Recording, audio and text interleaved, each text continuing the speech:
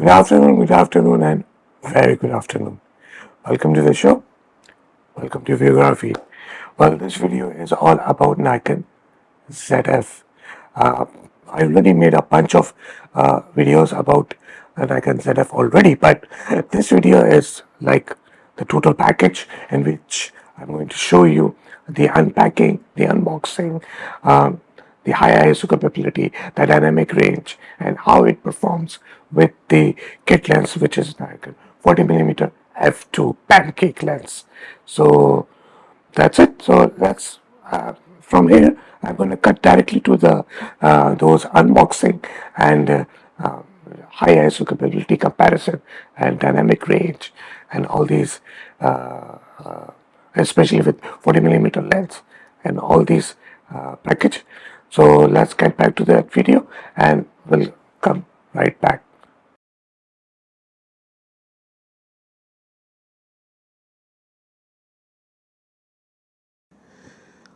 Alright guys, so finally we have the Nikon Z5 in the house with 40mm f2 prime lens, pancake lens. We are going to do some unboxing and we'll see the first hands-on experience of the ZF. This me too is going to be first. I'm going to open this for you guys. So let's see. All right. Okay. So what do we have? The cable. All right. And the manuals. Okay. And pin.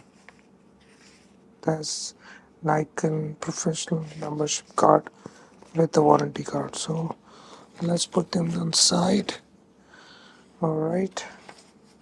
Another thing, power cord. Let's get this stuff. What is this? Okay, some marketing things. Yep. Let's get out of the. All right.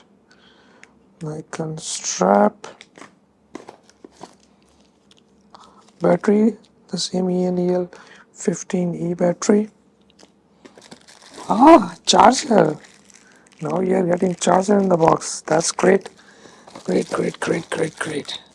And here is the deal. Oh my god, it's heavy. And so this is the Nikon Zf. You can see Nikon written over here. Okay.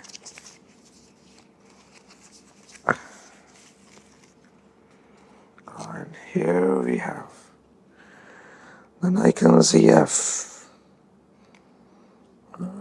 It's one solid camera. It's heavy. Unlike any mirrorless, it is heavy. You can see the top. This is the ISO, and this is manual aperture priority, shutter priority program, auto. This is the shutter speed, shutter release button, exposure comp, the small display for the F number, and camera, and this black and white camera and video. Circular viewfinder, that's great. Playback button, delete, exposure lock and focus lock, menu button, and this is one solid camera. Seriously, I'm not kidding. The build quality is really good. Let's look in the port. Okay, USB-C. Alright. What's the other port? That's micro HDMI and headphone jack. Mic. This is mic and this is headphone jack. That's good. It's even written over here. The upper one mic, the lower one. The upper one headphone, lower one mic. And this. Let's open up the screen. Okay. Made in. This is made in Thailand. So this is made in Thailand. Yeah, the build quality is really robust. Seriously.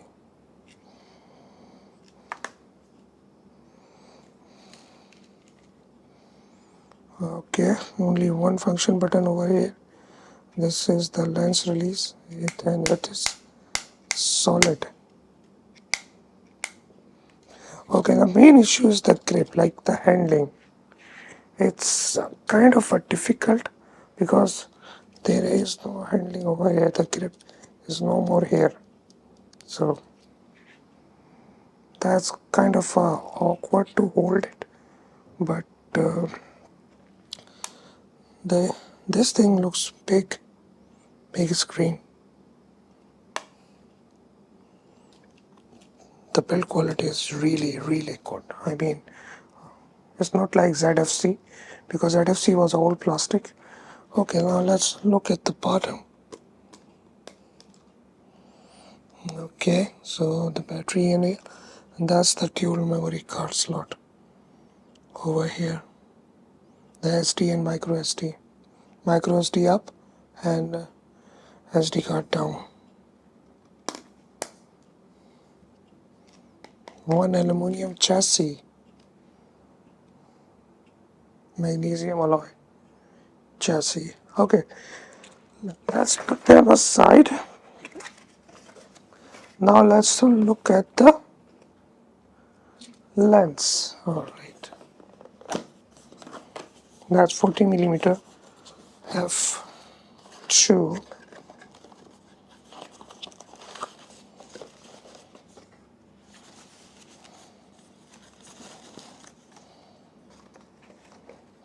Okay, so here it is, the 40mm f2.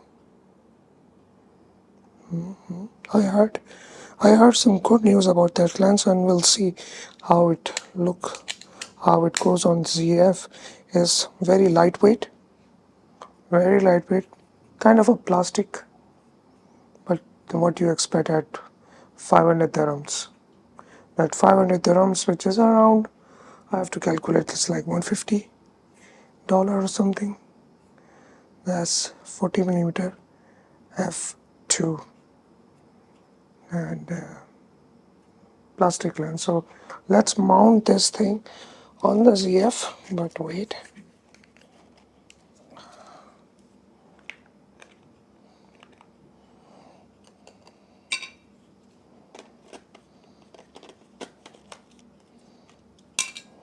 So here we go. So this is your street photography kit. Yep, the street photography kit looks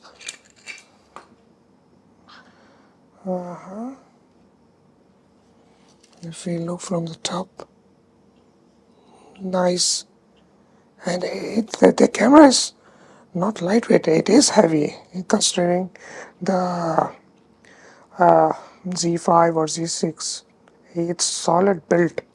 The lens is kind of a plasticky, but the build quality of ZF is really good. I can tell this because once you feel it by in hand, you will get to know. Okay, this is not a joke. This camera is some serious business.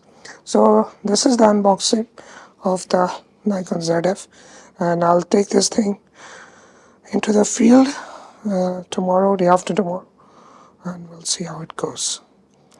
So that's it. Thank you for watching, and I'll see you guys in the future with some new content.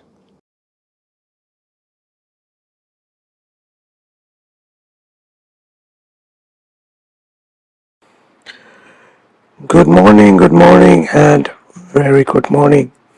Welcome to the show. Welcome to Viewgraphy. Alright, so we are having Nikon ZF. Alright, as you can see. What we are going to do in this video is I just want to show you how to handle this machine because this machine requires some really precise handling, and the way we handle our normal mirrorless or DSLR. This camera need a little bit of more attention to details before you going to use it. So let's get started. And also in this video I'm going to show you what each of these dials basically uh, do, each and every button, all of them. I'll try my best. All right, so let's get started. But before I go, before I'm going to show you what this camera is all about. Let me be very clear that this is only the handling part. I'm just going to show the handling. No dynamic range, high ISO capability, nothing. So this video is all about handling this camera. Okay, so first thing first, this is a retro camera, so it means that most of the functions are basically available through these dials, as you can see. But this camera is fully automated, just like normal mirrorless or DSLR that you have. Okay, you have to put all. There are certain dials that you have to click, and then camera will automate work automatically. What are those dials? I'm going to show you. So let's start first with the shutter. Oh, no, before shutter. Power on. This is power on. So typical power on button, but and it has this screw, so you can screw up a little that cushion to press in the shutter release button, which is people used to have back in the days over the film camera. This is movie record button, and this is where your aperture shows when you turn on the camera. So if I'm turn on the camera, you should have seen by now it's showing f2, I believe, over here. Yeah, f2. So if I'm going to change, so you can see it's changing, I guess. It's hard to see, but yeah, you can see this information over here. Let's talk about the shutter dial. This is the shutter dial. You can see this shows 1/3 step. So when you put the dial, when you press this center lock button, rotate, now you can dial the shutter speed by 1 full stop, as you can see. But when you dial to this 1/3, it locks. So now your camera will operate just like normal this bit. Okay, yeah, normal shutter speed, as you can see. Sorry, I was in aperture priority, so now in a manual mode. So now you can dial just like normal camera over here. And you can use this front command dial for dialing the aperture, as you can see over here. Normal. So everything is fully automated. So what these dials are for? So if I'm going to move this dial to X, so this will change to the flashing speed, which is 1/200th of a second, and then I'm going to turn on to T. When you press the button T, so it goes to time mode. In this, what you are going to do is once it basically opens, there is no shutter limit. So once you press, the camera start taking the exposure. So it's taking the exposure right now, and it will keep taking the exposure till I press it again.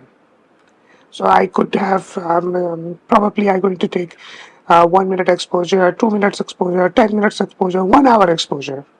So it will keep taking the exposure till I'm going to press it again. So I'm going to press it again. Boom, it stops. And of course it's overexposure, that's because that's how it is. Okay, so that's T.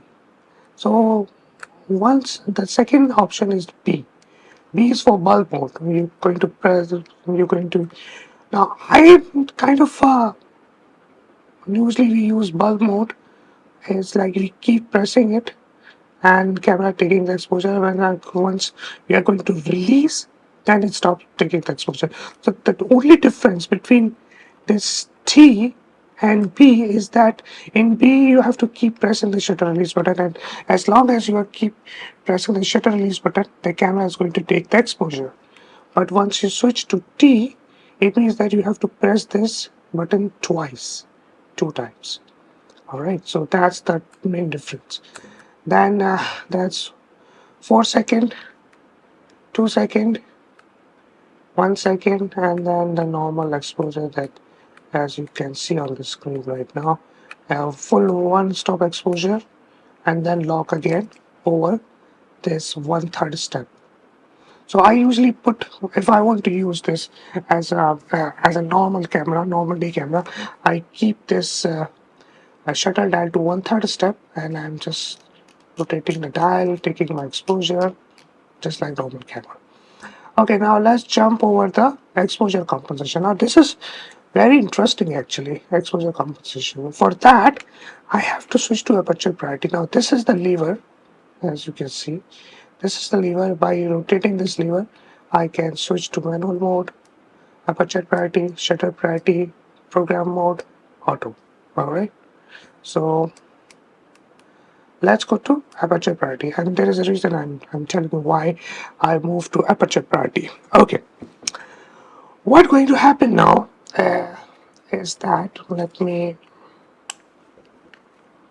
turn the screen like that so you can see. Yeah, okay, let's put it over here so you can keep seeing. This dial at 0 exposure compensation. Okay, now that's better. Yep. This dial at 0 exposure compensation. So look over here. If I'm going to go -1, oh sorry, this dial is basically in a third of a step. So in order to move from 0 to -1, I have to rotate it 3 times. So like 0.3, 0.7, -1, -1.2, -1.7, 2. So this is how it goes. Okay, so look over here. So that's 0, which okay, that's 0 exposure compensation. That's 0.3, as you can see over here. That's 0.7. That's -1. You can see over here it says -1. So the dial is at -1 exposure compensation. If I go to -2, it will go to -2 over here. -2 is written over here. And let's go -3. It will go to -3. But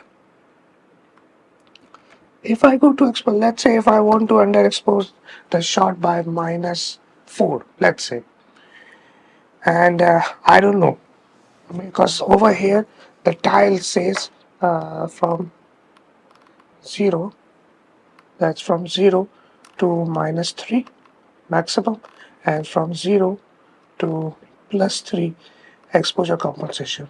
What if I want to overexpose by +4 stop? Or what if I want to underexpose the shot by -4? How I'm going to do that? For that, you have to just lock it to C. Once you switch to C, then look over here. Now I'm going to use this back button, back command dial, and look over here. I can go with as -1, -2, -3. Now I can go to -4, up to -5, -5. So now I'm rotating this dial and going to -5. Coming back to 0, that's +1, +2, +3, +4, +5 exposure compensation, all by dialing this. So that's fully automated, just like normal camera. See, I told you, this camera is fully automated and yet manually controlled at the same time. So it's up to you how to use it. So if I put this dial on C, okay, so it means that I can use the camera just like the normal mirrorless and the normal DSLR. Exposure compensation will work exactly by just rotating the back command dial. Alright, so that's how it is. Okay. Now, how about the ISO? Okay, I already showed you this lever. This lever is basically moving this for moving, choosing the mode, manual mode, aperture priority, shutter priority, program mode, auto. Now this is the ISO.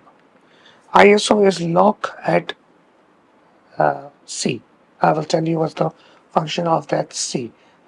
Basically, it's again all these dials are 1/3 of a stop, so that's 100 ISO, that's 200 ISO, 400 ISO, 800, 1600, 3200, 6400, 12,800, 25,600, 51,200, and that's 64,000 ISO. Okay, but how I'm going to see the performance, because right now the camera is in auto ISO, so the ISO is jumping as I move the camera. So let's go to the menu, turn off the auto ISO. Now you can see my ISO is 64,000.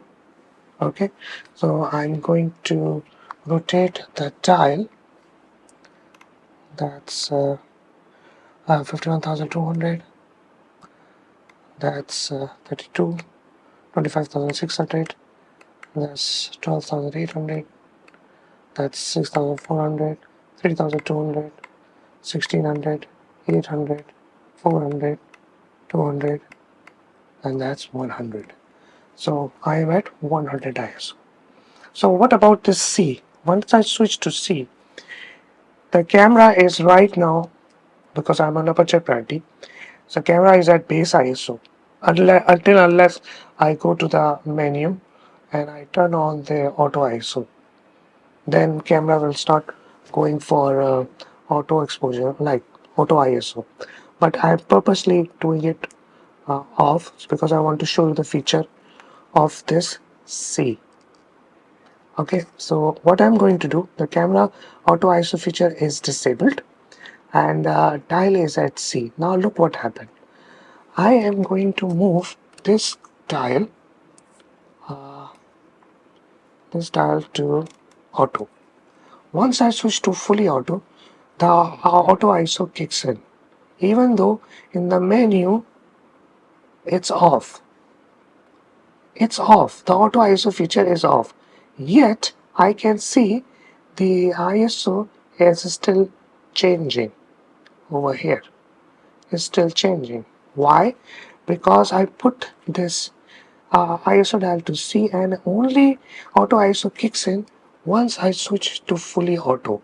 But once I'm going to switch back to any other mode, the auto ISO turn off, just like because it's already off in the menu. So if you want to operate this camera fully, everything automated, aperture, shutter speed, ISO, just put this dial to C and move this lever to auto. Once you do that, put this lever to auto and this C over here, the camera will do everything for you. You don't have to worry about anything. Aperture, shutter speed, ISO, everything camera will going to do for you. You have to just press the shutter release button. That's all. So that's the normal front dials, as you can see. Now I want to show you something really, really cool. Wait a second. All right. I have to put this landscape because I want to show you how the you have to insert the memory cards. Now, of course, it's inserting the memory card looks no rocket science, but trust me, in this camera, it is a little bit tricky. It's not that easy as it may look. So let me show you. Okay, so this is the you know where you're going to put the battery and the memory card. Now you can insert the SD card like that. Like if this is a camera, you have to insert the battery card, SD card like this upside down. You can take the SD card without removing the battery easily. Okay, and I'm going to put it over here. But in order to remove the micro SD card, you can't do that. You have to remove the battery first, and this is where the micro SD card is. So I hope you can see over here. It's right somewhere over here. You're going to use the edge of the nail in order to press it out and press it in, and then you going to take out the micro SD card. So this is the micro SD.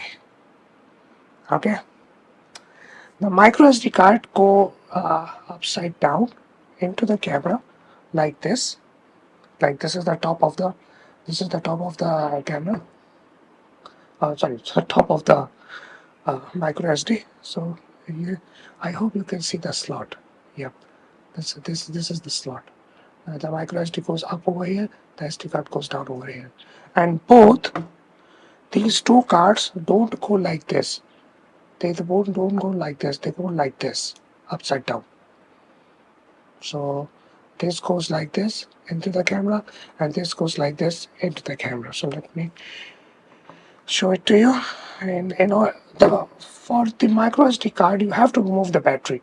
There is no other way you can take it in or take it out. So micro SD card in.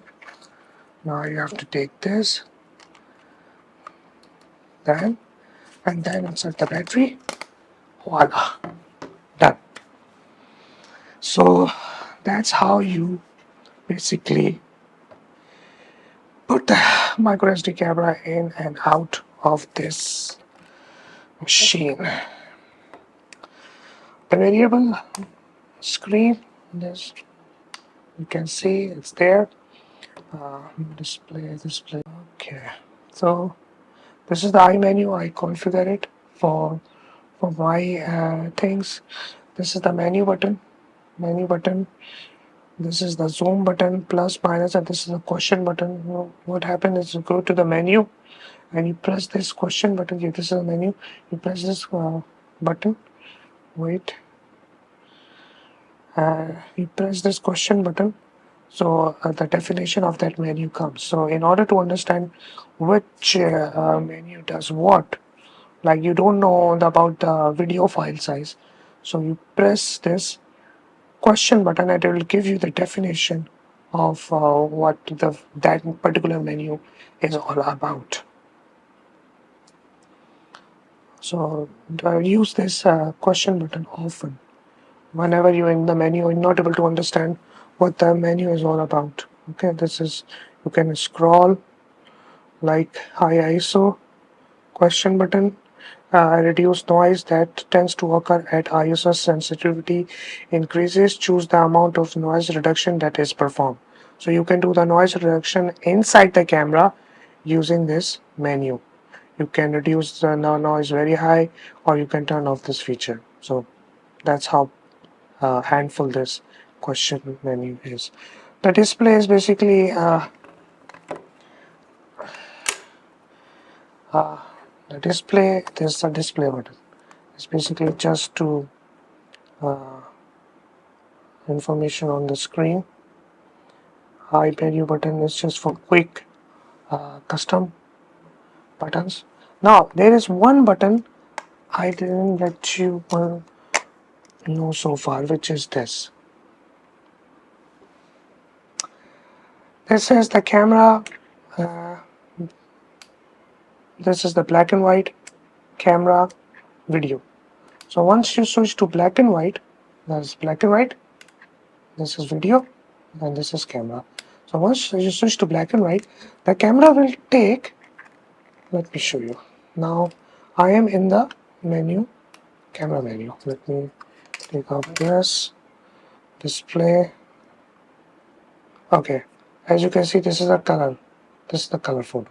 But once I switch to black and white, the display shows color information, but you have to take image, play it back, and it will show you the black and white. The camera is taking images in black and white. All right, but in over the display, it shows color. So over the display, it shows color, but the camera is taking black and white HEIF images. HEIF is the extension of that file, HEIF images. Okay. So this is something it should be displaying black and white. I don't know why. I will check why it's happening. It shouldn't be showing color, because if I want to switch to black and white, it will take the images in black and white. That gives me that feeling that camera is taking black and white images. So this is the sensor, eyepiece sensor, very sensitive. All right.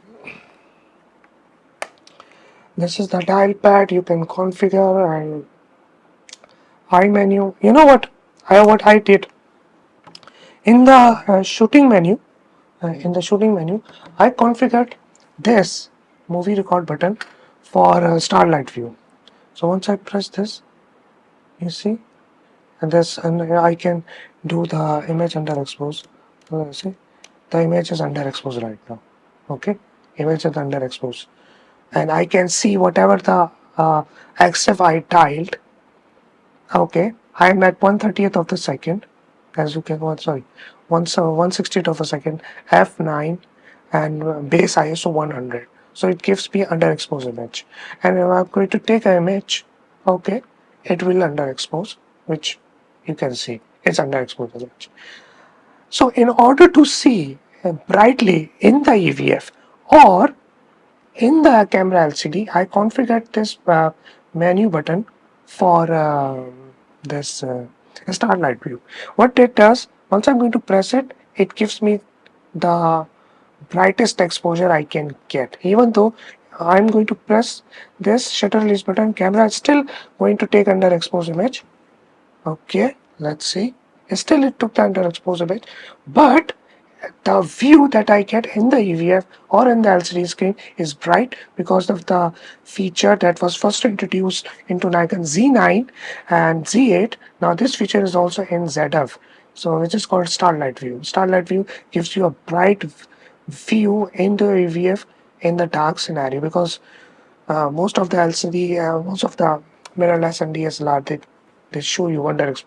Not in the DSLR. DSLR is OVF, but in the mirrorless, it shows you underexposure. You don't know how the exposure is going to look like. So in order to see in the dark, for a better composition, this starlight view is really handy. So I created a shortcut. I configured this movie button for a starlight view, and it's really, you know, really helping me. Okay, one more thing. It's this front button. This is the my lens removing, this lens mount button. So you just press this and take off the lens, which I don't want. Uh, this is the only custom function button. The thing is, it's very my third finger always touch this button, and this way my the shortcut menu comes is all visible because it's keep pressing this button. This is something which I am not comfortable with, to be very honest. But the reason for my finger touching this all the time, as you can see, I'm holding the camera. I'm holding the camera, and my finger directly goes to this function button. The reason is because there is no extruding part over here, so it's not going out. So my finger is going flat. If it was going out with better grip, is kind of extended in this direction, so my finger would be bent, and in this way my finger doesn't go to this function button. But right now it's going, and because of this retro design, so I can't help it. I have to buy a grip for this camera, which I will. It's not available right now. One more thing, and I configured this auto exposure lock button, this for changing my metering. So my camera right now over here is uh, right now it's in matrix metering. So once I'm going to press, it turn into spot metering. So look over here, look over there, and look at my thumb. So right now it's matrix metering, spot, matrix, spot, matrix metering, spot, matrix, spot. So I created this shortcut for my ZF. In this way, I can easily change the metering on the go. I press this. So I created multiple shortcuts for ZF. This is for this button for changing the metering, this button for changing the star life, and this button, of course, for my menu. And not to mention the eye menu is also there. So there are multiple ways to configure this camera for your daily use. Isn't it amazing that this is still a retro camera, film style, and still it has so many advanced features that you can go. By the way, there is one more feature which I was blown away. I was literally blown away, and it was for controls. Okay, I'm sorry, it's in control. So in controls, it's this called F4 touch function. So in the touch function, what it I enable it, and once you enable it, there are multiple ways you can use this back LCD to do certain things. I'm using this back LCD to move my focus point in the EVF. So I'm going to, let's say if I'm going to put my eye on the viewfinder, let's say in the viewfinder, and wait, okay, so I'm going to literally going to use the touch LCD screen. I can't show you over here because you have to I have to film inside the EVF in order to show you how it goes. Once I put my eye onto the viewfinder, onto the EVF, then at the same time I can use my thumb to rotate the focus point on the screen while looking into the EVF. This is a very cool feature. By the way, this I can still configure, okay, that can I use the full screen or can I use the half screen for moving the focus point into the EVF. So it means that if I'm looking into the EVF and using my thumb to move the focus point and then click, move the focus point and click. So that's how the function works, that touch function works, and it's really great. What else? This so far this is how the handling of this camera goes.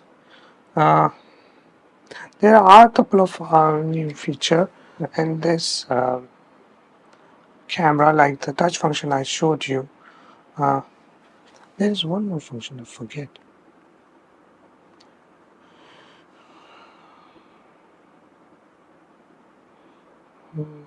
Save zoom P.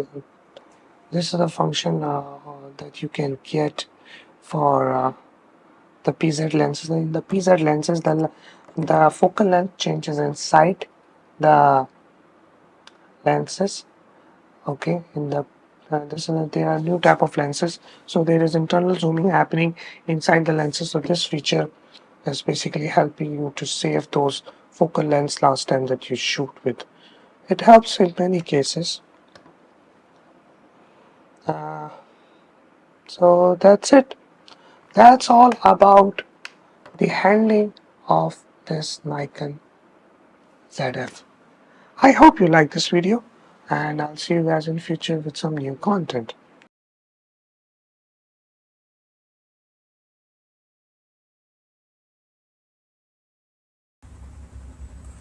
Alright, so this is a quick dynamic range test of the two cameras.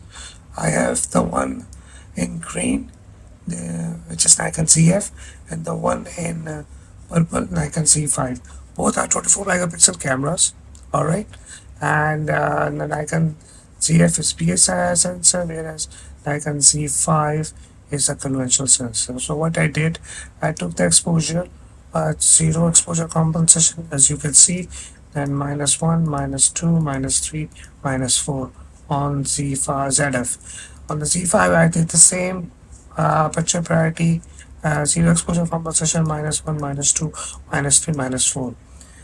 And now I'm going to recover the exposure in Lightroom, and we're going to compare both raw files side by side in order to see how the dynamic range of each camera is. But before we go, we also have to consider the white balance, which we'll see on the go, how both cameras are behaving in auto white balance, and then we'll see. So this is the zero exposure compensation on the Nikon ZF.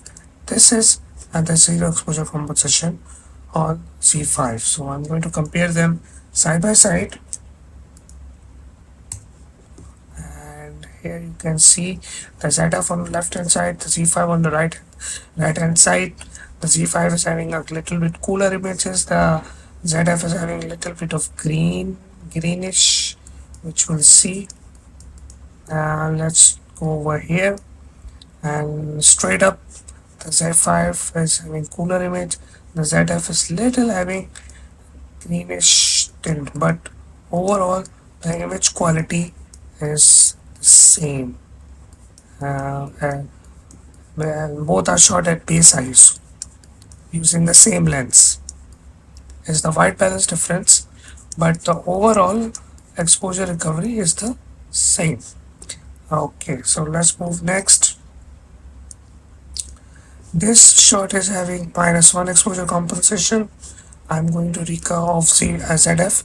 I'm going to recover the exposure by +1 because it was shot at -1. Okay, and this is -1 as well over here on Z5.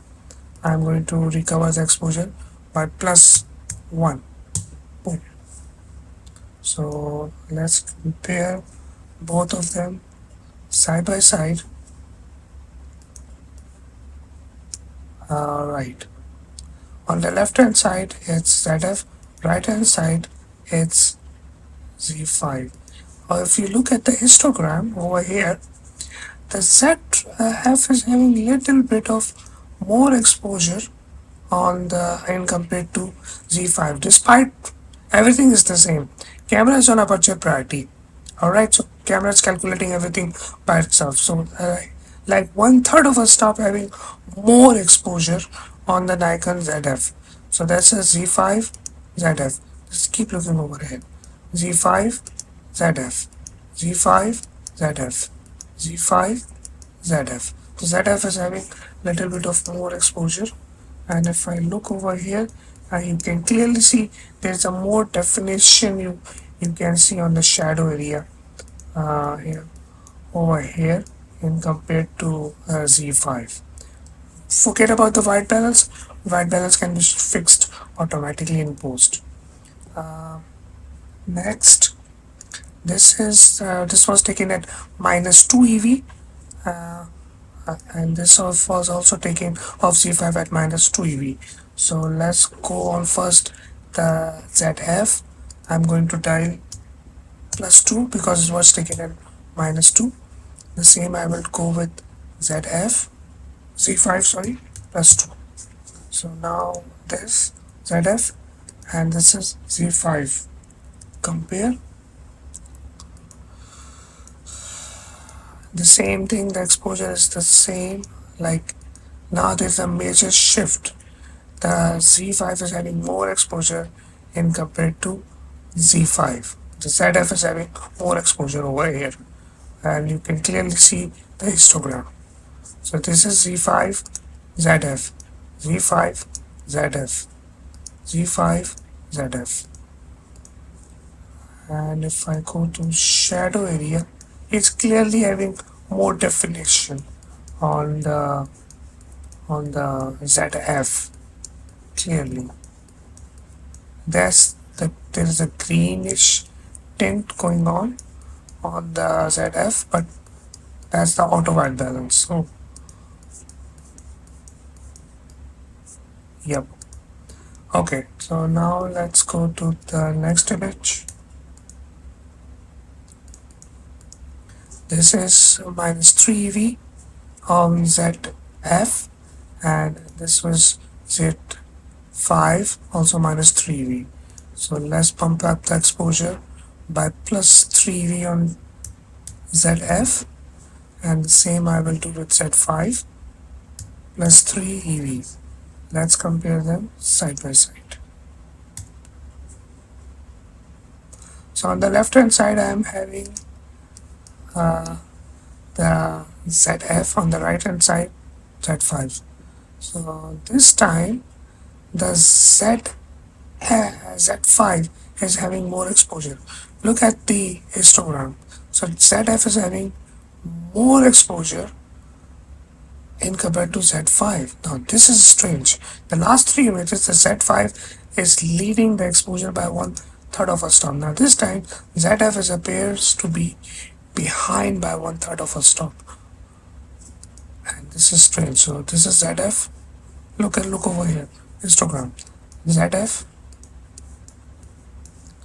Z5, ZF, Z5, ZF, Z5, ZF, Z5.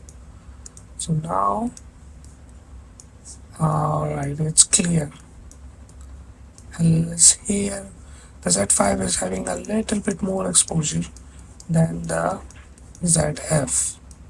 The white balance difference is still prominent. Yep, the Z5 is having more exposure in compared to ZF. Now this was recovered exposure by minus 3 EV. So you have to consider that. So let's move to the last image. This is ZF minus 4 EV. This is Z5 minus 4 EV. So let's dial plus 4 on ZF, plus 4, and this is Z5 plus 4. So this is ZF, this is Z5. Compare. On my left hand side it's ZF, on my right hand side it's Z5. Yeah, same. Z5 is leading the exposure by 1/3 of a stop. So right hand side, look at the histogram again. Right hand side is Z5, left hand side is ZF. ZF, Z5, ZF, Z5, ZF, Z5, ZF, Z5. Both are at minus 4 EV. By the way, even though the ZF is having a little bit darker exposure, but still it's very good.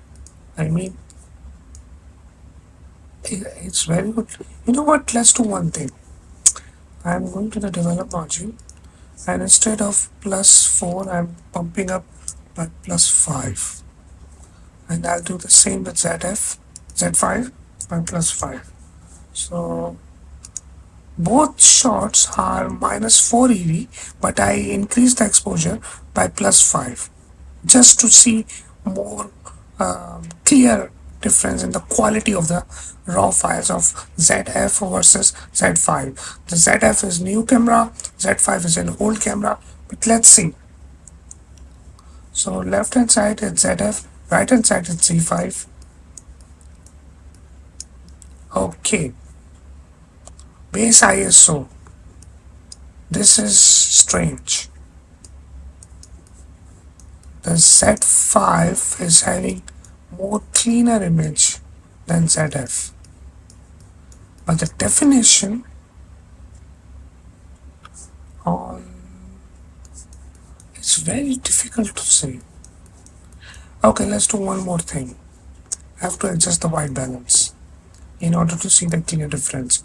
I'm taking all the 10 files, and this will be plus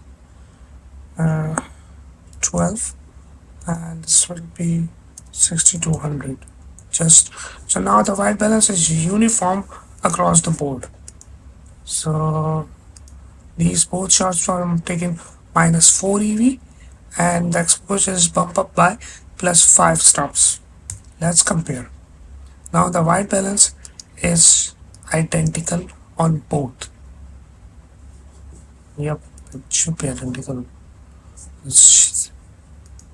Yep, yeah, it is identical.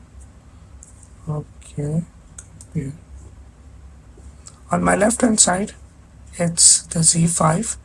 On my right hand side, it's on my left hand side it's ZF. On my right hand side, it's Z5.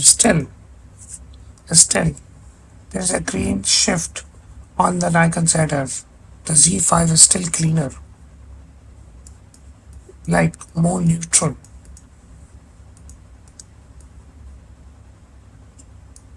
Even though the white balance and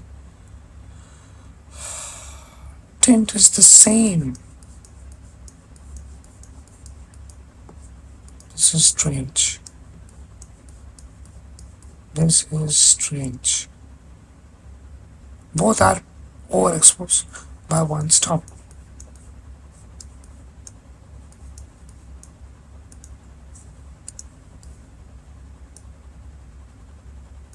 Over here, the shadow detail, but this tells me something different.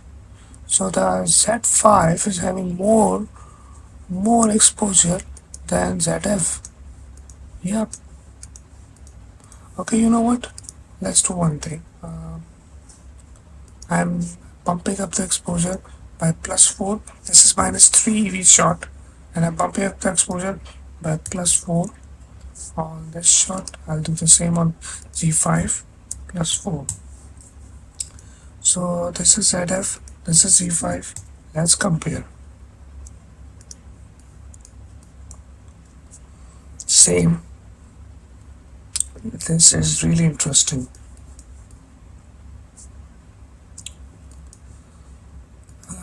The Z5 is having more exposure than ZF. Same white balance, same tint.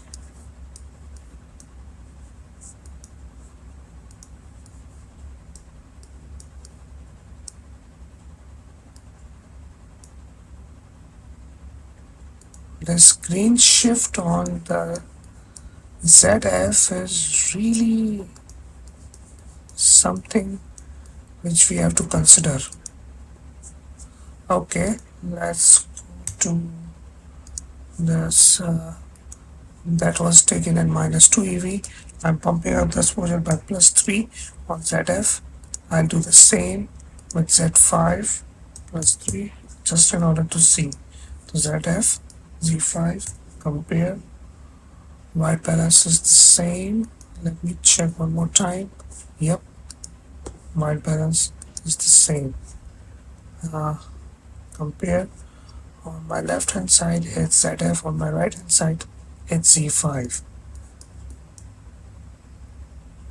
Okay, now the Z5 exposure looks brighter, and you can verify it by the histogram. On my right hand side it's Z5, left hand side it's ZF. Z5, ZF, Z5, ZF, Z5, ZF. So it is like up to -2 EV. The exposure on the ZF is having more bright, more prominent, more exposure than Z5, up to -2 EV. From -3 EV, the Z5 is taking the lead when it comes to exposure. And the white balance is now white balance looks the same. White balance looks the same. Yep, there is no green shifting happening. Looks almost less, at least very slight hint of green, but not too much, unlike -3 and -4 EV exposure compensation that we saw earlier on ZF. It's a little bit over here on the shadow side in compared to Z5 over ZF, but it's less at -2 EV. So it means that the more negative exposure compensation that we are trying to do, the more green shift we are going to have on Nikon ZF. ZF or ZF, I don't know. ZF and Z5. I call Z. I can't say Z5. I always say Z5 and ZF. So Z5 or ZF, whatever. So, okay, let's do what final and then we are good to go. This is -1, so I'll bump up the exposure of Z5 ZF by +2. I'll do the same with Z5 +2. So let's compare. On my left hand side is ZF, on my right hand side is Z5. Yep, that's, look at the histogram again.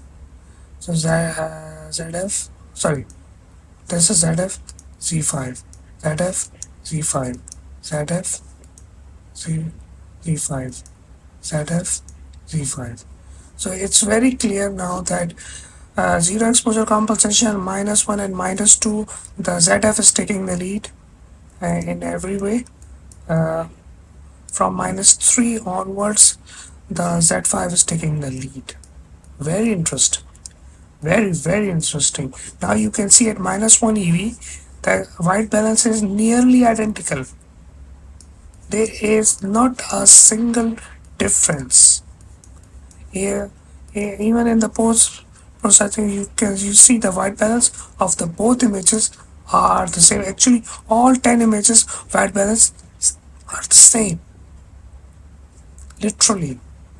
But from -2 EV, we start having green shift in the in the green shift on the Nikon ZF. Compare. So left hand side ZF, right hand side Z5. The white balance look the same. Interesting. So it's very clear that the zero exposure compensation, -1, -2.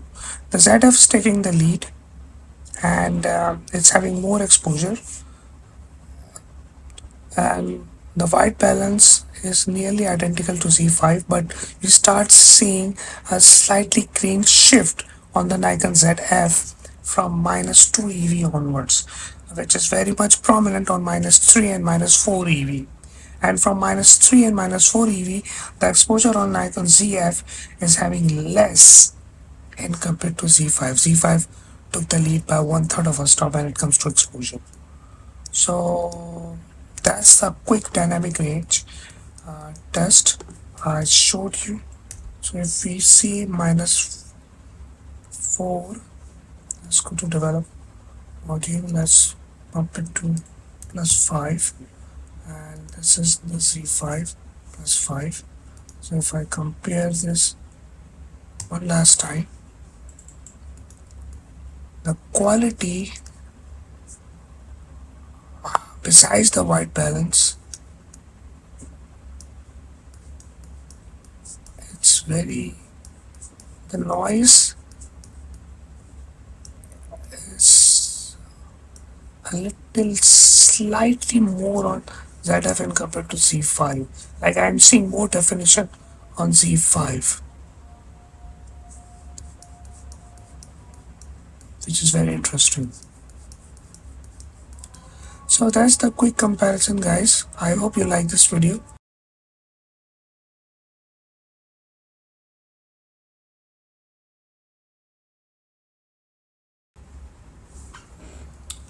Alright, so this is a quick video about the high ISO performance of the Nikon ZF.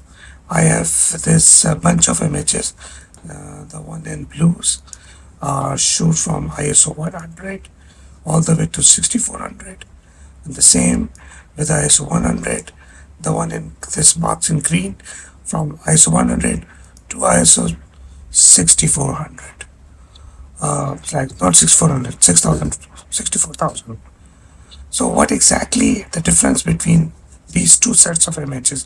Well, the one in marked in green, these are basically without any internal camera noise reduction. Like, so noise reduction was 0. The one in blue, these are with noise reduction enabled with the setting of high Medium, medium. Yep, that was it. So let's compare them with and without noise reduction, so you will see the definition and the performance, how it goes. So let's start with ISO 100. Wait a second. So this is ISO 100 with noise reduction applied. This is ISO 100 without noise reduction. On the left hand side is ISO 100 without any noise, with noise reduction. On the right hand side, ISO 100 without any noise reduction. And you can see the definition over here. Looks fine. And all this over here, like what you expect, looks okay. So exposure, and look at the histogram, looks the same. Left hand side noise reduction applied, right hand side noise reduction not applied. So I'm going to shift one by one. This is ISO 200, and over here also the ISO 200. So on the left hand side, ISO 200 with noise reduction. On the right hand side, ISO 200 without noise reduction. And actually the one on the right hand side without any noise reduction looks sharper. Yep, looks sharper. So it means that uh, little bit there is a softness introduced by the noise reduction, internal camera noise reduction.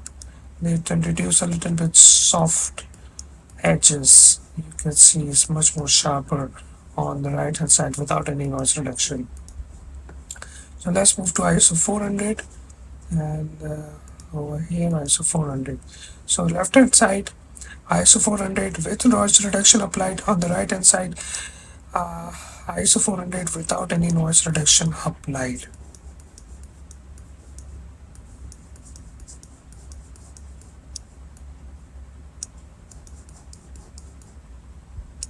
This time it looks sharper on this with the noise reduction applied. Maybe just the camera shifted the focus. Maybe. Alright, let's move forward. Left hand side ISO 800 with noise reduction applied. On the right hand side with noise reduction applied. Without any noise reduction applied. The one without any noise reduction applied having more definition, and ISO 800 looks still very clean. Very clean. You can see no noise in the darker areas. Very good. Whereas this with noise reduction applied, it's more kind of a fuzzy, but it's okay. Now let's move to ISO 1600. Same left hand side with noise reduction applied, right hand side without any noise reduction applied. And now we start seeing a little tiny noise in ISO 1600. Yep.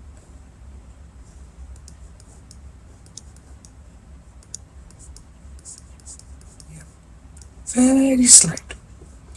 Now let's move to ISO 3200. So both left hand side with noise reduction applied, right hand side without any noise reduction applied at ISO 3200. Yep, you can start seeing noise now in these darker areas, which is more kind of a mushy, like squished, not much detail, with the one which is with noise reduction applied on the left hand side, whereas on the right hand side is much more defined, much more sharper without noise reduction applied. Of course there is a noise over here, you can see. Yep, it's more, the details are gone in the one with on the left hand side with noise reduction applied. On the right hand side there is no noise reduction applied and looks sharper. Let's move next. ISO 6400. Right hand side ISO 6400. Let's go. Okay, same result. Left hand side, the details are squashed, more kind of a mushy. On the right hand side, it's much more defined. Right hand side is without any noise reduction applied, and of course, the noise is there. This will start getting visible now. Yep. Let's move forward. So 12,800. By the way, you start seeing banding over here, which we'll see in a minute. So 12,800, and over here 12,800. Yeah, we start seeing banding over here in the image. Even is there. So you can see the noise. 12,800 is still very much cleanable. You can clean it, but much more defined. So ISO 25,600 on the left hand side with noise reduction applied. On the right hand side it's 25,600 with noise reduction applied, and as you can see, still usable. 25,600 still very much usable. Of course, you can see the banding is there. You see these lines, the banding is there. It's there. And regardless if you shoot with noise reduction or without any noise reduction, you can see the banding. So let's move to 51,200. 51,200. Okay, now this is where you should not be using. Of course, it's barely usable, but yep, barely usable. The image is barely usable. The one which noise reduction applied, there is no detail, but without any noise reduction applied, it's barely usable. Of course, the banding is there, but what to do? So let's move to the last 64,000. 64,000, and let's compare. Oh, too much noise, too much noise. The banding is there. You can clearly see the banding. Wow, too much noise. Yep. So let's see the banding issue, where it starts. So 64, this is 51. Good. Okay. So the banding is, this is 51,200, 25,000, 12,800, even at 6,400 the banding was there. 32, 64, 32. Add up to 32, 1,600 and 800. So from 800 to 1,600 there is no banding. 800, 1,600, 800, 1,600, no banding. Now from 1,600 to 3,200, yeah, there is this banding. You can see the banding is there. As you can see the lines, they are there. So 1,600, 3,200, but or 800 to 1,600, not much. Same over here. This is 800, 1,600, 800, 1,600, no banding. From 1,600 to 32, yes, there is banding, clear banding. 3,200. So from 800 to 1,600, no banding.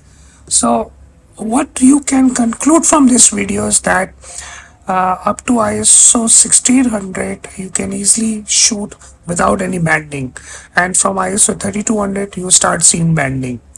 That's for sure.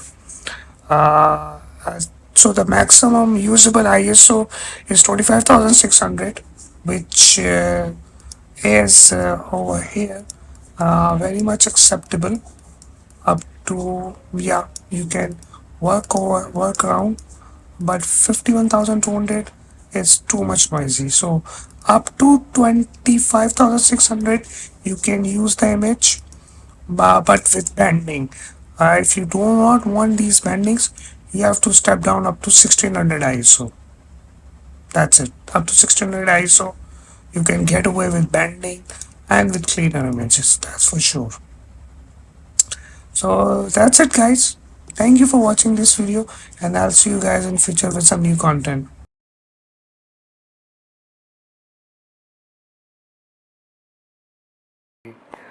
All right.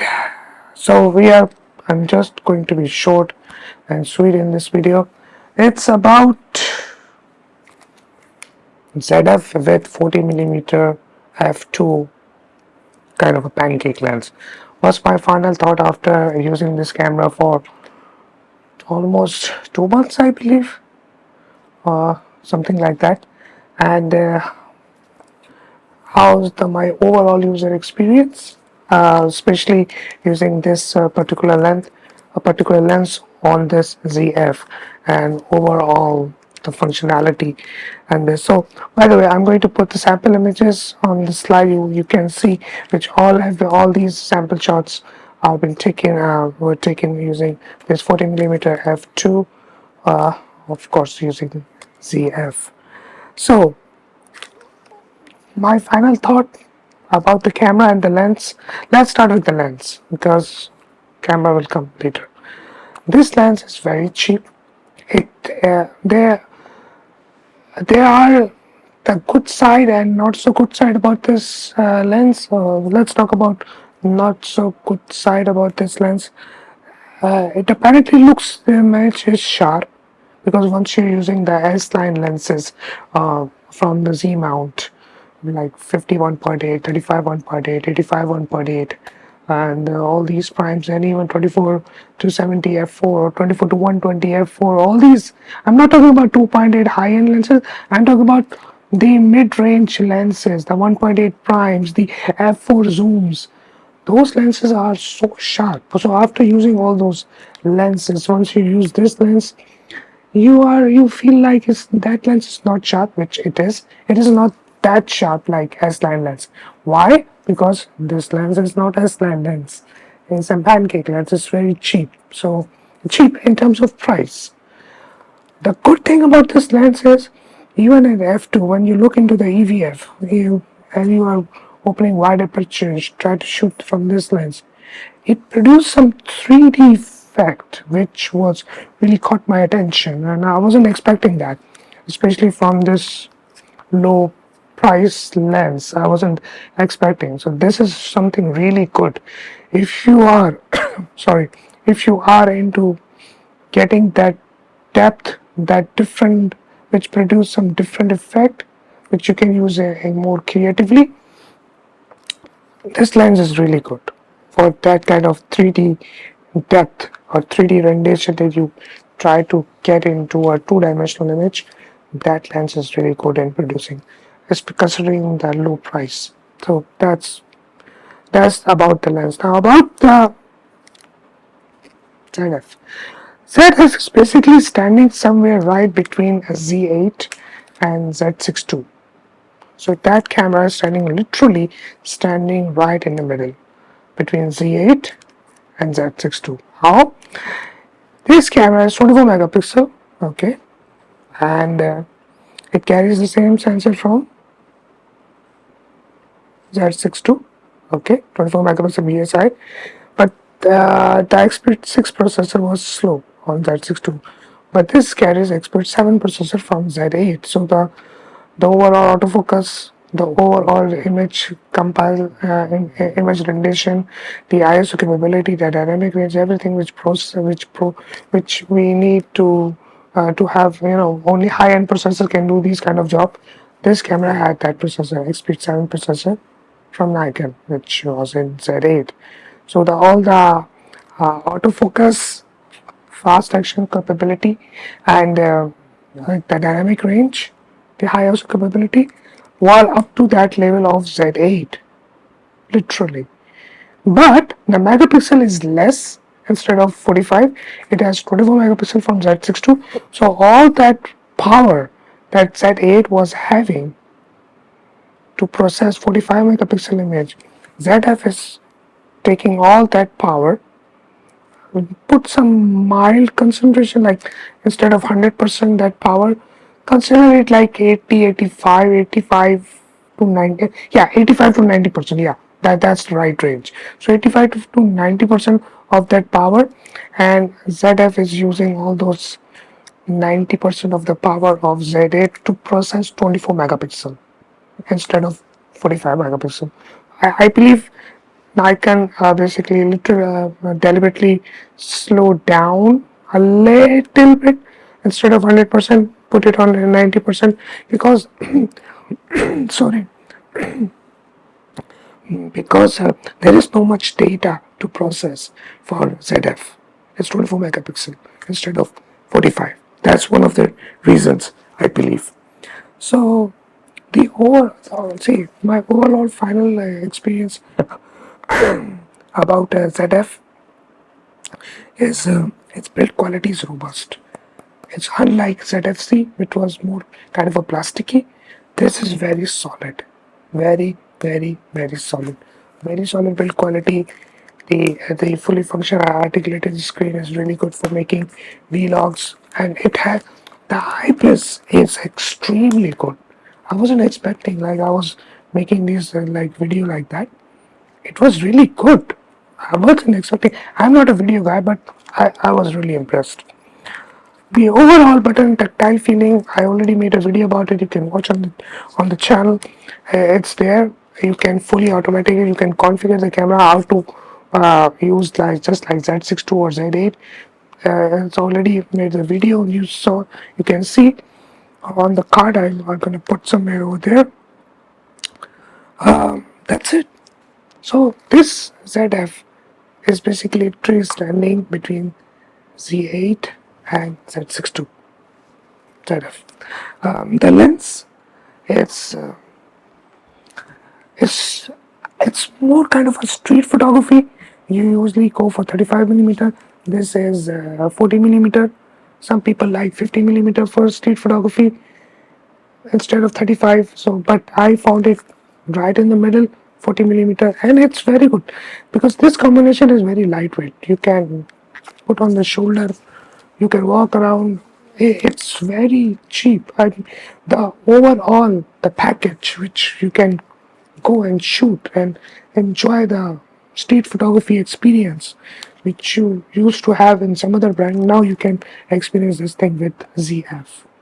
So that's it. That's my thought about this ZF with 40 millimeter f2 lens.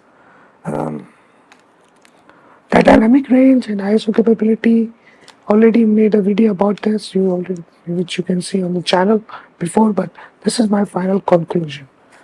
This by the way, when it comes to video, this camera can shoot really good video. Where it's not like Z8, okay? Don't think like it's gonna shoot on all those logs and stuff. It's simple video just like Z62, okay, but more enhanced, not focus. It's not like Expert 6 processor, it's now Expert 7 processor, so the video part is more enhanced in Z7 or ZF. It's more agile, it's more sticky, it's more you can say like it hunts for stuff quickly. So there's the autofocus is really good in this. Yeah, this, by the way, this camera can shoot 30 frames per second, but only JPEG. So it's not meant for sport action wildlife because we need raw files, but still it can shoot 30 frames per second. So if you're looking for something quick to capture, this camera can do. Only electronic shutter. Once you switch to 30 frames per second, it goes electronic shutter. By the way, I like the black and white, the dedicated black and white tonality. It brings that dark. So there is one menu, the custom profile, the picture profile, which is dark monotones, which brings more, punchy feeling inside the neck. Do try it. It's really good. Really, really good. So that's it, guys. That's all I have to say about ZF is 14mm f2 lens. I hope you like this video, and I'll see you guys in future with some new content. Till then, take care.